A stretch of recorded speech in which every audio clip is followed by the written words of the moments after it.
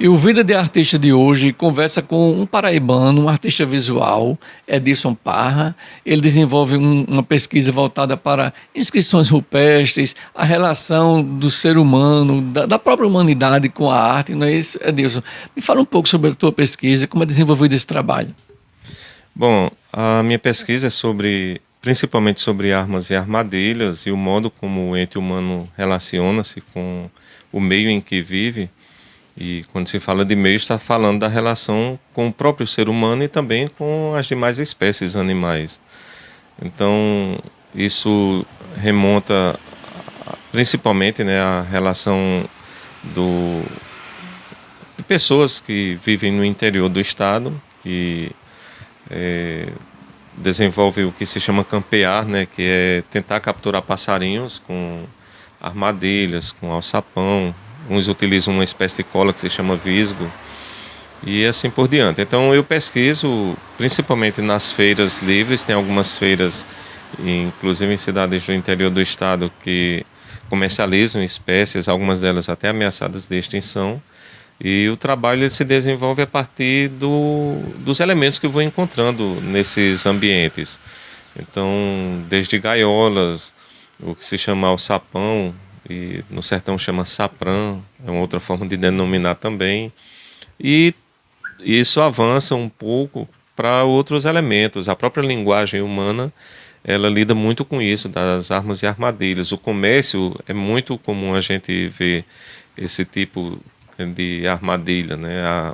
O diálogo, a tentativa de vender um objeto que muitas vezes não tem aquele valor e assim por diante. Até chegar às guerras, por exemplo, que aí quando se fala de armas nessa relação entre seres humanos, as guerras é onde a gente encontra um absurdo, né? Justamente nessa relação que é muitas vezes bastante desigual. Certo. Seria então o que pode parecer uma pequena coisa, vamos dizer, a venda de um animal, seria o primeiro passo para que o ser humano chegue a uma coisa mais grave como uma guerra, por exemplo. É um trabalho de consciência isso, conscientização? Eu penso que existe aquele passo a passo. As relações humanas, elas se estabelecem muitas vezes de uma maneira sutil e é aquela coisa, né?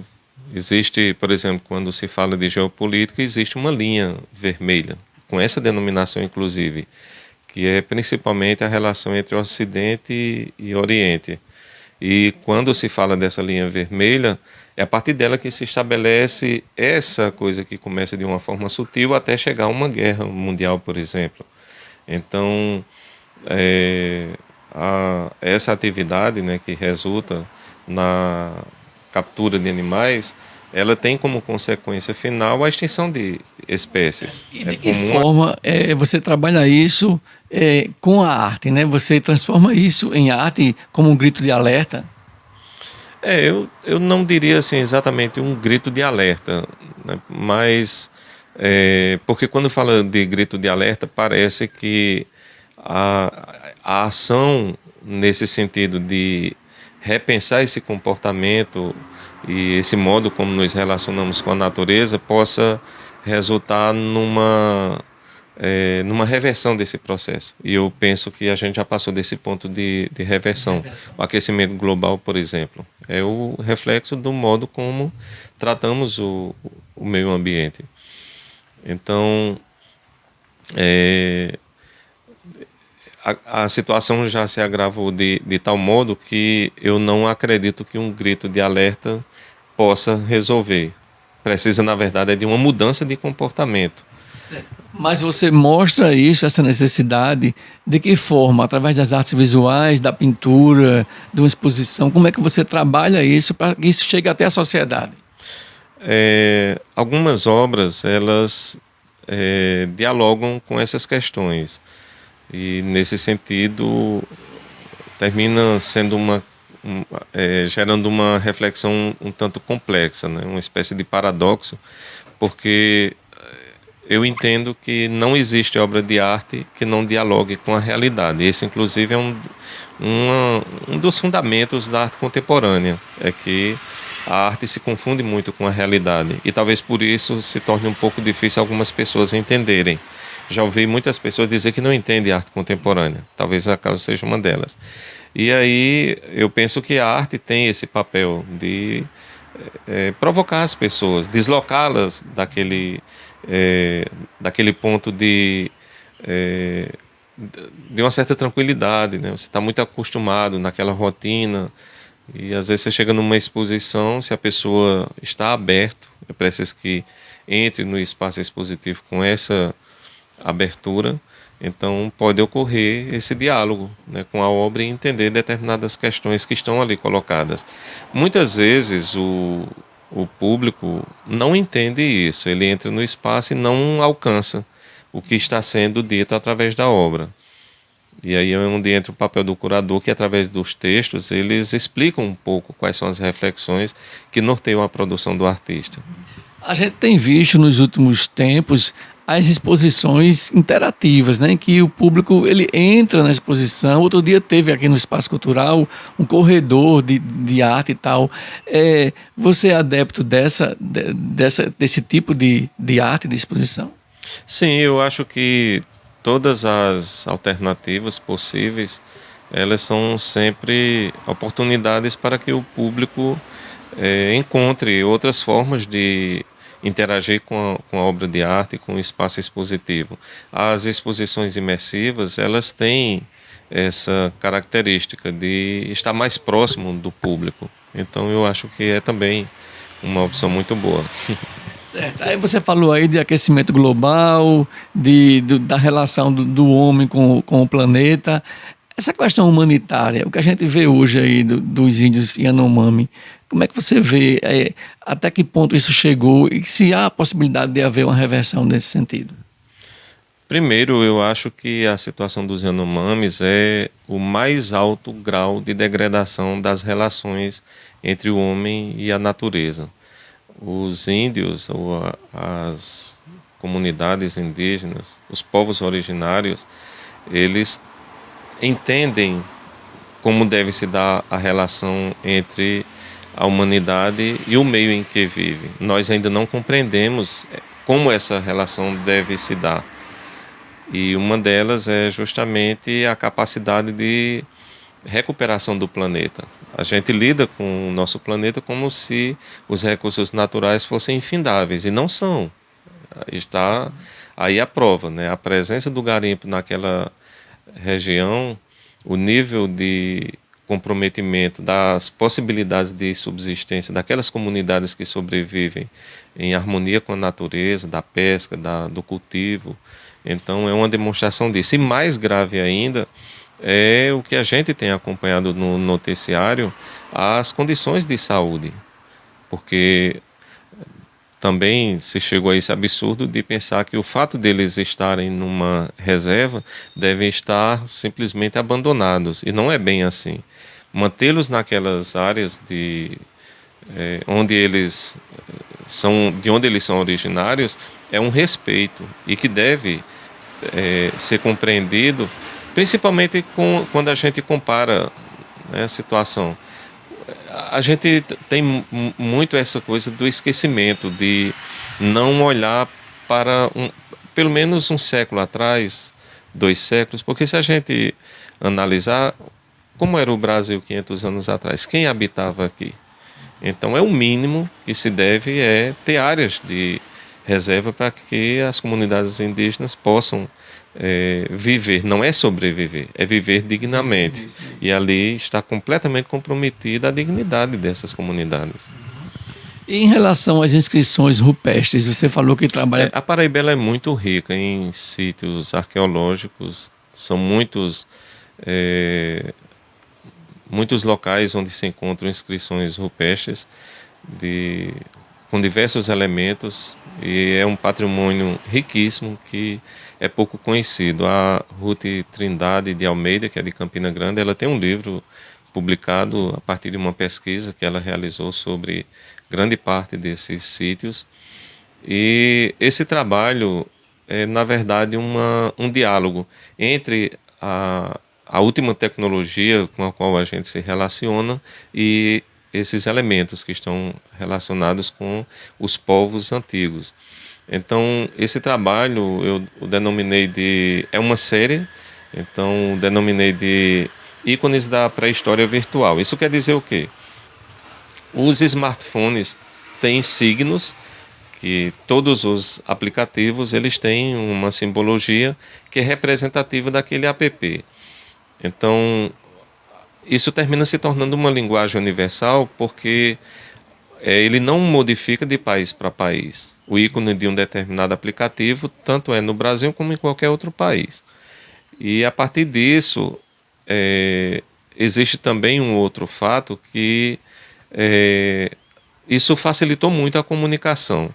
E aí, a partir disso, da relação do homem com, ou da humanidade com essas novas tecnologias, pensando um pouco, né, situando uma coisa assim, caso a gente pensasse em deixar para a posteridade um registro de algo que marcou a história da humanidade e agora na contemporaneidade, qual seria o elemento que mereceria um destaque, tal qual foi a descoberta da roda, do fogo, da eletricidade? E eu acredito que essa linguagem virtual é uma das descobertas mais importantes nesse sentido. E, curiosamente, ela não possibilita o registro porque vamos considerar que houvesse qualquer tipo de evento que resultasse na extinção, por exemplo, dessa humanidade com o domínio dessa tecnologia. Não a extinção completa da humanidade, mas como deixaram de existir, por exemplo, os povos primitivos que deixaram os registros nas cavernas. Então, esse conhecimento, ele praticamente deixaria de existir porque é muito virtual. Existe o meio físico, que são os aparelhos, mas aquilo através do qual se comunica é virtual. E aí, refletindo sobre tudo isso, eu pensei bom, eu acho que essa comunicação virtual, através desses ícones, é o que é mais representativo nesse momento e merece esse registro. Então eu passei a produzir uma série que eu utilizo a pedra como base para fazer a escultura, que são sulcos nessas pedras. Aí lembra um pouco as inscrições da Pedra do Ingá e preencho essas cavidades com metal. É uma forma de perdurar e trazer um novo elemento, porque o metal é uma descoberta também recente.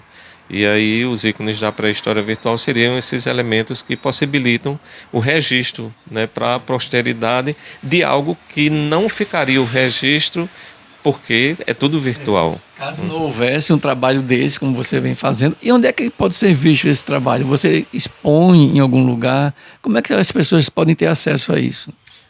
Eu tenho realizado algumas exposições.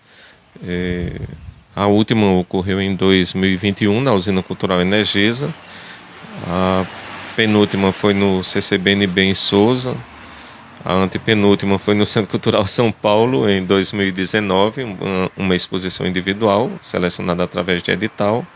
Então, a forma de ver é quando as exposições estão acontecendo nesses espaços expositivos que existem na cidade. Certo. Você não tem nenhum ambiente virtual, já que a gente está falando dessa coisa tão passageira, né? Tão que não fica, que só passa, que é o virtual. Você tem algum canal, alguma coisa virtual que as pessoas possam ter acesso a isso? O perfil no Instagram, @edilson.parra. É assim que encontra a conta, né? Onde estão imagens do meu trabalho. Mas tem uma outra coisa sobre a pesquisa que eu acho que é relevante considerar também, ainda falando sobre armas e armadilhas,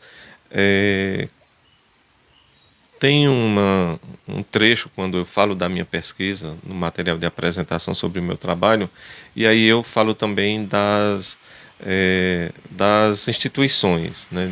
De que modo as instituições estabelecem as condições, né, de convivência social. E um dado que eu sempre destaco é que existe um entendimento que a paz ela se estabelece, já que a gente falou sobre guerras, que seria o limite dos conflitos. Então há esse entendimento de que a paz se estabelece por um consenso e por um respeito mútuo, enfim, como se a humanidade tivesse evoluído. Mas quando a gente observa, por exemplo, quando ocorrem greves das polícias, não faz muito tempo ocorreu em Pernambuco, na Bahia, e a gente via a que nível de barbaridade a gente pode chegar. Vimos isso, de pessoas tomando carros nas ruas, saqueamento, e muitas vezes até entre a própria polícia, né, os conflitos, tudo mais. E aí eu penso que a paz, na verdade, ela se estabelece não por essa evolução. Isso não é, digamos, o que predomina. Eu estou falando de parcelas, porque depois eu falo de um outro dado, mas assim, em resumo, eu penso que o que estabelece essa paz, na verdade, contra esses elementos, assim, elementos, eu não estou falando no grau de algo depreciativo, mas elemento enquanto coisa mesmo, um objeto, né? O que consegue estabelecer isso é o chumbo, e talvez por isso os conflitos vão sempre sendo cada vez mais se tornando complexos. Veja a situação da guerra na Ucrânia. Vai completar um ano desse conflito e agora nessas últimas 2 semanas a gente viu a que ponto ele se torna mais complexo, com pelo menos 2 países decidindo enviar armas que vão cada vez mais escalando esse conflito para um nível que talvez saia completamente do controle, né? Então é uma coisa que exige que a gente reflita muito, né, sobre essa forma de nos relacionarmos. Ok, então só para a gente concluir, quer dizer, a arte ela pode ser o fio, né, que vai conduzir a essa retomada, a essa harmonia. Você acredita na arte como uma ligação entre o caos que a gente vive hoje e uma possível harmonia da humanidade? Eu penso que a arte pode contribuir. Eu não diria que seria a única possibilidade ou o único objeto capaz dessa mudança ou dessa contribuição. A educação de um modo geral, e aí a arte entra também como contribuição, a filosofia, a reflexão, o diálogo principalmente, e a arte pode contribuir na medida em que os artistas se ocupam dessas questões e produzem reflexões a partir do seu trabalho. Na verdade, se a gente olhar a história da humanidade, o que deixa o registro sobre a nossa história é a arte e a ciência. É onde está o registro, né? Quando a gente vai pesquisar, tentar encontrar informações, são sempre esses meios que possibilitam. Aí, claro, vem o conjunto de contribuições de outros campos, né, do conhecimento. Ok, então é isso aí. O programa Vida de Artista conversou hoje com Edilson Parra, pesquisador, um artista visual. Conversa bastante interessante, profunda, né? E vamos refletir sobre tudo isso, não é isso, Edilson? É isso. Muito obrigado.